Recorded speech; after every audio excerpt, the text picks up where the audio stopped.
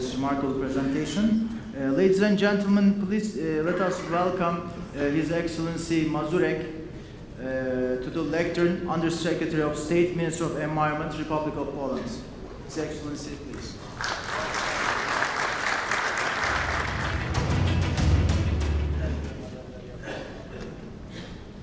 Nice music. Honorable Minister Aybayrak, Madame Sabanji, Dr. Biro, dear Professor Di Filio, ladies and gentlemen. 3 years ago, during the 5th Climate and Energy Conference, organized by the same distinguished forum, we celebrate the 600 years anniversary of Polish and Turkish bilateral relations, with the significant exhibition presented at Sabanji Museum that both presidents attended. When I think of Turkey and talk to my friends, I always like to recall that Turkey has been the only country which did not recognize the partition of the Poland by the neighbors of the end of the 18th century, and that the Polish ambassador was always awaited to audience in Divan, Istanbul, and keep Pekin delayed for the 123 years until the restitution of Polish state in the 1980s. There are important similarities between our countries. We celebrate 100 years of the restored independence next year. Turkey does celebrate the 100 years of the Republic in 2023. Even more political and economic similarities between two nations could be named.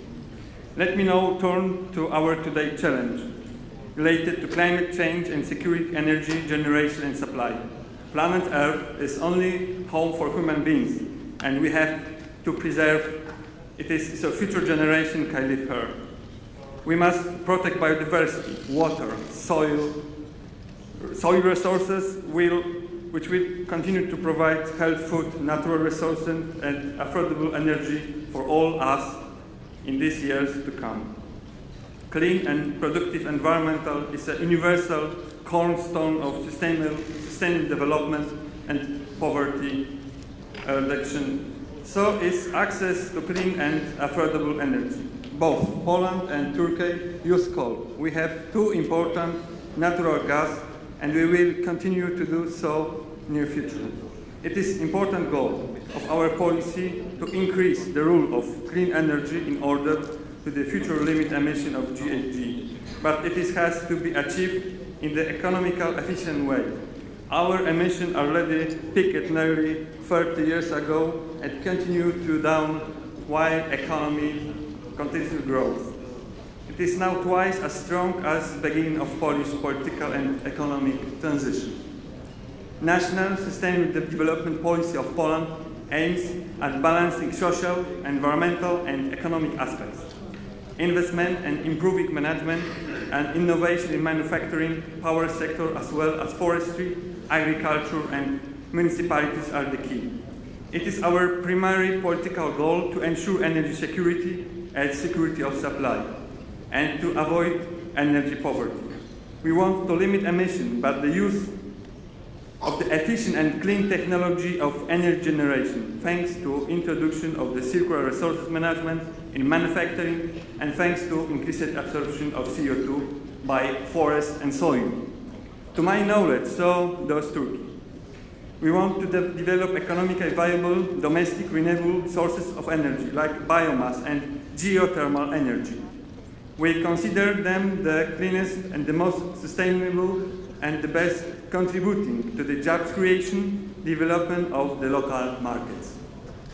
The implementation of the circular economy could be considered to be one of the most important measures to fully endorse practical sustainability of the development. Economically, to reduce costs; socially, to help to create more jobs; environmentally, it's helped to reduce anthropogenic pressure on the environment, protect the natural resources, and politically contributes to building stronger independent and stable countries. The range of resources, their constantly growing price and depends of third country suppliers pose a sustainable threat to further development of any country. Poland considers the transition towards circular economy the best way to addressing current environmental as well as economic and social challenges. It is important to acknowledge that each country is different and so their economics. There is no single model of transition towards circular economy that would be good for everybody. We feel that it's necessary implementing the following. A set of measures needs introduced would help business to identify and apply solutions enabling the transition towards EU.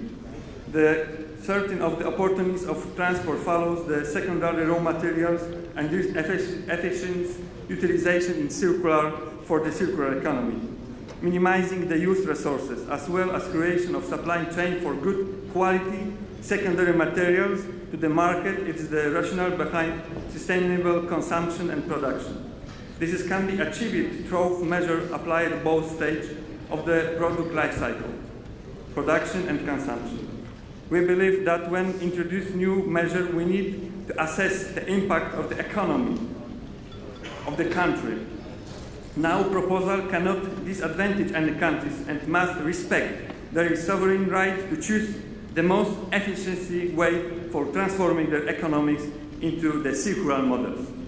Recognizing and considering countries' potential to contribute to circular economy, in the particular through the fixing, maintenance and leading service may play an important role in this context. By the way, this is what Poland intends to do. Let's talk about global climate dialogue now. Poland considers Paris Agreement to be one of the most important treaties of our time. It is core objective and value collective responsibility, sovereign contribution based on national situation, cooperation between all stakeholders will lead us to climate neutral future we promise in Paris to current and future generations. With the necessary support for developing countries, strong cooperation and integrate and synergic approach to the environmental convention that goes with our reach. Recent tragic extreme weather events, the new significant reports prove the relevance of Paris Agreement goals, including adaptation goals and agents of the action to achieve them. As nowadays, no nation is fully immune to climate change impacts. It is the interest of all, every community, to hold the increase of temperature be below 2 degrees, comparing to pre-industrial level, and to adopt so both human lives and economics could be best protected these impacts. The main and the most pressing task ahead of the parties is the competition of the Paris Agreement work. The work program not later than the COP24 in Katowice. It will be requiring significant efforts of negotiators supported by the non-state actors as well as strong political signal from the highest level. In Paris, we have adopted the treaty. With majority of countries, we have already signed and ratified. Advanced domestic process is to do so. In Katowice, treaty must become a living framework delivering its goals. COP23, President over the Fiji, will be an essential step to successfully arrive to our final destination, Katowice, COP24 in the next year. We need the firm leadership of Fijian presidency and good result of negotiation in all convention bodies. COP23 in Bonn must be a success. The precondition of the success in next year. Poland and the future presidency COP24 offer our Fijian friends and partners both a political expert support during the November Bonn conference. Facilitating dialogue is another important event during the COP24. That parties of the agreement will be, for the first time, have opportunity to have a conversation about the national determined contribution. They will gain better understanding of the objectives of other countries, as well as the understanding how the cooperation might help to achieve their sovereign goals faster and better. Universal participation in this dialogue is engaging countries to collaborate action which contribute to building a momentum for the future global climate action, for building both institutional and human capacity in developing countries, mobilizing climate finance as well as develop and transfer of technologies. We truly believe that thanks on the consultation that presidency of COP23 have been having in the course on this year, and design of the dialogue will be reflect to diverse view and expectation of the parties. COP23 in Bonn and COP24 in Katowice will be instrumental to maintain and keeping the political momentum. For this to happen, we need everybody on board, those who are already parties of agreement, as well as other parties to UNFCCC. I am convinced that climate action is an opportunity for every nation. It is an opportunity for the entire world, for peaceful, sustainable development and improving life standards for all people. Therefore, adoption of Paris Agreement implementation package will mark the beginning of the better future for only home, the Earth. We consider that Turkey is one of the very important players of the climate negotiation process. We strongly believe that Turkey will help us to achieving goals in the Katowice COP24.